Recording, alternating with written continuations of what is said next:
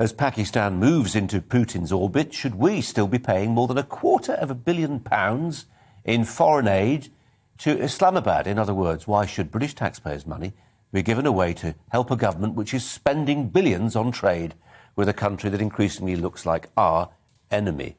Joining me now, former MEP and Karachi-born Briton, Ben Habib. Ben Habib, appreciate your time as ever. Is this time to start looking hard at that £250 million we sign over to Pakistan? Well, as far as that £250 million is concerned, that was always wasted money. I've never really understood why the British government was doing it, because it was too small to really gain Pakistan's attention and significantly big enough to be used, better in the United Kingdom. It sort of fell between two stools, if you like, as far as I'm concerned. But what's very interesting, I think, about what we're seeing now between Pakistan and Russia is really the continuation of something that's been going on for the last 20 years while Afghanistan was occupied by Western forces. And that is the continual, and you said Pakistan's sovereign right to move away from the West. Actually, I turn that slightly on its head. It's Pakistan has been, over the last 20 years, and perhaps even longer, been steadily pushed away from the West.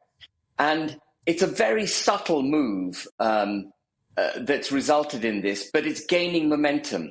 And I guess the best way to exemplify it is to put it into numerical terms. Pakistan has something like $2 billion a year worth of foreign direct investment.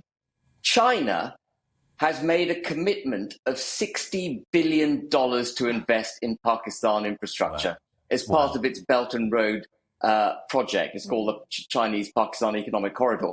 Now, when Pakistan is in receipt an offer of $60 billion, it's never going to be pivoted in any direction by $350 million, which I think is what the US gives. It's neither here nor there, Ben. It's neither here nor there. It's neither here nor there. And I think the mistake the West has made with Pakistan is actually not engaging with it enough. The West has taken a very ideological position, as it often does in its foreign policies, and has alienated Pakistan through that ideological position. China doesn't do that. China is a very strong ideology internally, but it doesn't export its ideology when it comes to foreign relations and foreign trade. And what I would like to see the West doing is actually engaging more with Pakistan, dealing more with Pakistan, diluting the reliance of Pakistan on China and now Russia, and to make Pakistan turn its head back towards us in the West.